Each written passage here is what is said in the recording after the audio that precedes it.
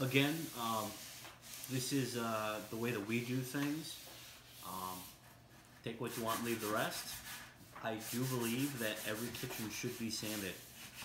There's a lot of products out there that say no prep, and I just don't believe that. We've tested a lot of things. When you're refinishing $1,000 or many $1,000 kitchen, why would you take a chance at having a problem down the road? So we sand everything after we clean everything, and then we clean it again. All right, so what we're doing here is we're just sanding the face frames, and then we're also sanding the interior lip of each one of these things. They're not going to be seen, but we don't want any problems going forward with adhesion, so we make sure we sand all that. Yeah, that's about it. We're going to go through and do this to the whole kitchen. Alright, so once you have a section sanded, you can hand sand if you want. We do that too. Either way, what you want to do is vacuum, and then use a tack cloth. Now, we're particular about the tack cloths that we use. We use crystal tack cloths, and that is because they're compatible with waterborne paint. Here's the package. It's real important that you don't press too hard. You can just lightly rub it over the surface and it will pick stuff up. You don't want to jam it in, because I don't trust much of anything that's a little bit sticky with any kind of contamination. Even though it says it's for waterborne paint, you want to still be a little bit careful. So we've cleaned as of now. We have cleaned again. We are sanding, and then we are vacuuming and tack clothing.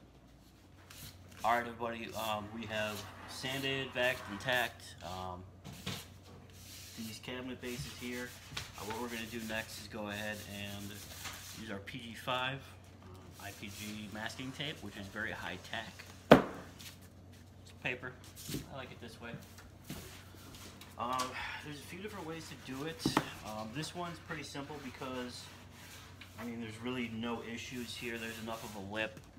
There's enough of a lip here to stick tape to. Now sometimes what you have is the bottoms here are flush to the lip, so you can't do this. And I'll just take a second to explain that part. When that happens, what we like to do is we like to run yellow tape, yellow frog tape, right here on the base to kind of cut that off. So this is the only part that we do. The reason we use yellow frog tape in here is because this is all particle board melamine with a vinyl sticker on it. This stuff loves to tear. So if you do that, please make sure that you're still pulling very slowly when you pull the tape up, because it will want to tear the sticker off. And all you'll be able to see is this right here. For some reason, this cabinet doesn't have it. But you don't really want to see that if it's not there. These are a little bit different, but I'm going to go ahead and show you my hairy knees. Man, I thought that was fun. Alright. So what we're going to do is we're going to take our tape. Let's back it up a little bit. I like to start at the top. Pull it out. Get a little bit longer than the length of the opening. Cut it. Sticky side toward you. Put your hand in.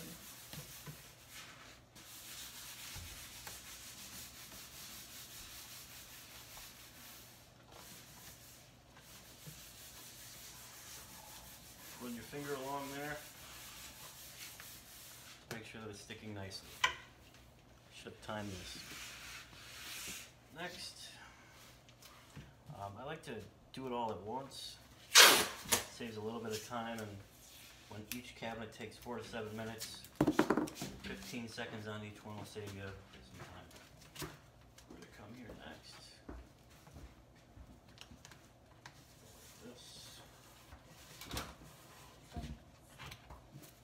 Oh no. Do this one next.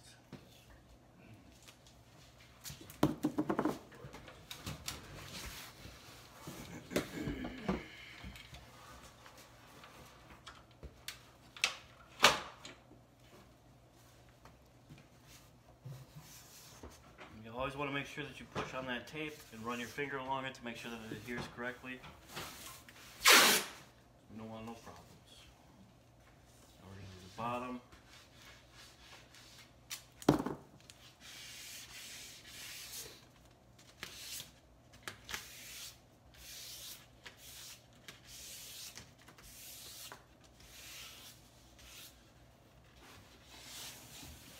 Again, it's nice because this has a defined lip here. Sometimes they don't, and then you have to put down your yellow tape and kind of build out your masking tape, kind of create a corner for it out of tape. Maybe I'll make a video about that someday. Maybe Kyle will make a video about that. About taping? About taping, Kyle. It's the most exciting thing in the world.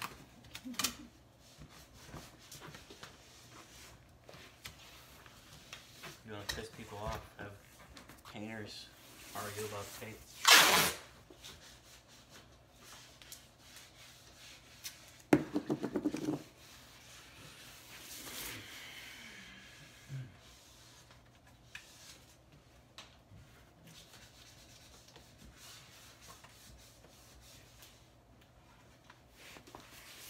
Again, we use this we use the PG5 from IPG masking tape because it's super tacky.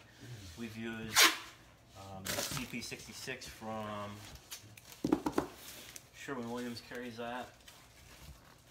I found that likes to lose its tackiness very quickly when any moisture is applied to it. So it's not a good thing when the side of the cabinet or the side of your masking job blows out while you're spraying it.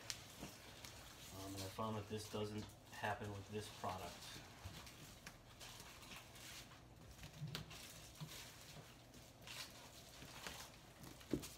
We go like that to kind of span the gap a little bit because it's a larger surface. One here. Nope, it's too big.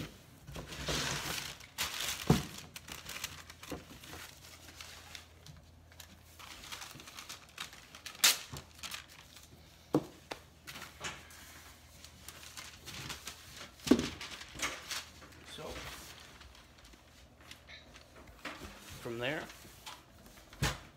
put the roll on the floor like that. Again, just like the rosin paper, we want to make sure that we don't put it in backwards so it's curling the way that it shouldn't. Because it will, especially if there's any moisture or humidity.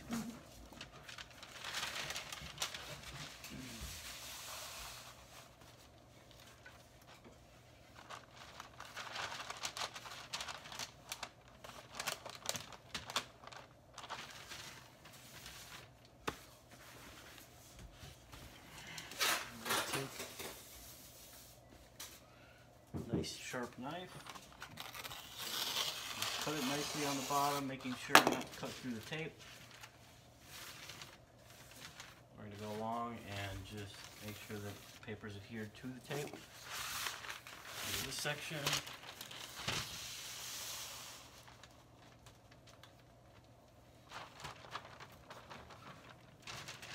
Do the same thing.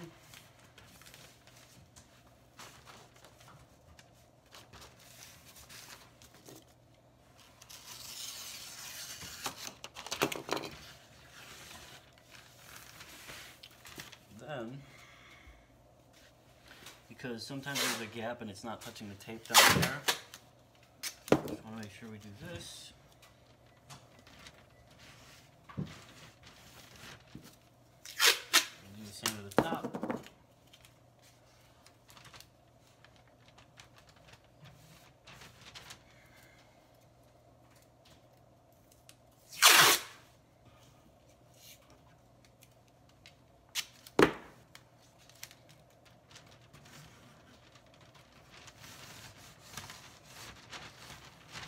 Here as well, making sure again that it's sticking on both sides. There's no gaps in between there. We're good. So for this up here, we like to take smaller tape or smaller paper. Woo! Drop it.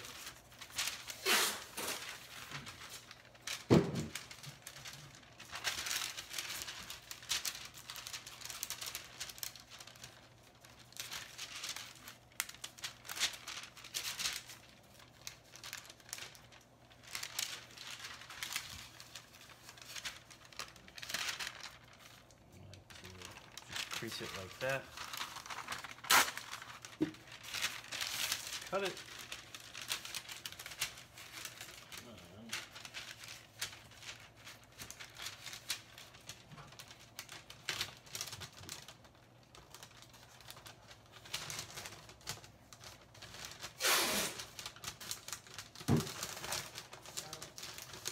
Morning.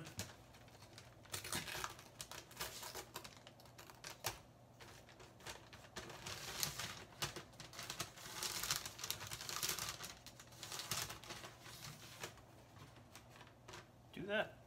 It's a little crinkly, but that's okay.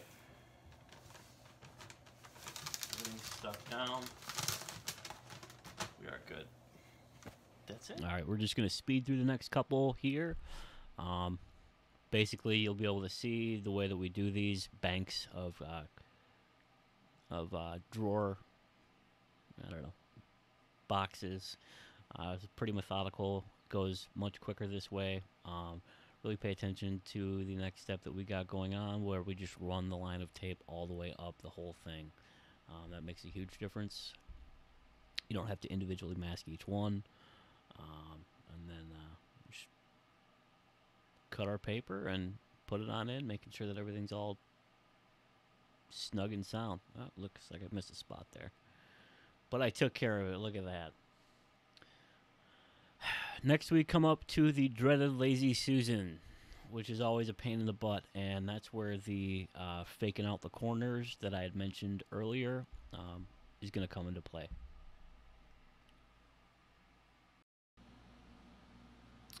Alright, so here what we're doing is we're just putting it on the perimeter, just like we're doing a regular cabinet, and then we're going to just speed this part up because my butt's in the way the whole time. And then we're going to come to where I'll show you the up-close details, and that'll be next. Alright, so I didn't get the best video of this. It's a little hard to take. However, Lazy Susan's just about like anything else, with the exception of a few things. One, you're going to want to add braces like I'm doing here to brace your paper up a little bit. You're going to want to tape in the corner when you put your paper on, and really the biggest key for this part is don't touch the spinny part, because if you do that, it's going to want to swing around and rip all your hard work off, and that is annoying, but everybody learns that lesson once. Alright everybody, we got like 2 more boxes to tape off, and I've actually started masking already.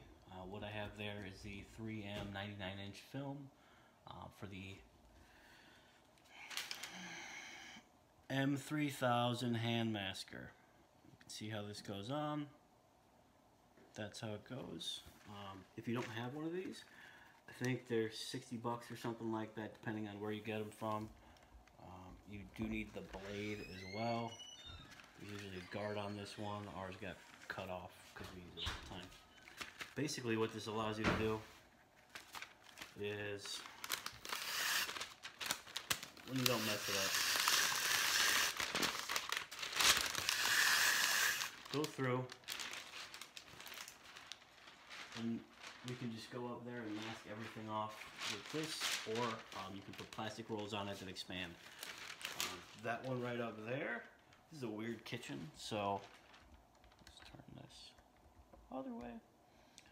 There's a natural break of a drywall soffit down to the countertops, so we just ran a piece of the 99-inch with the regular frog tape. We don't want to put hard masking tape on the walls because we don't know how they're gonna hold up to that.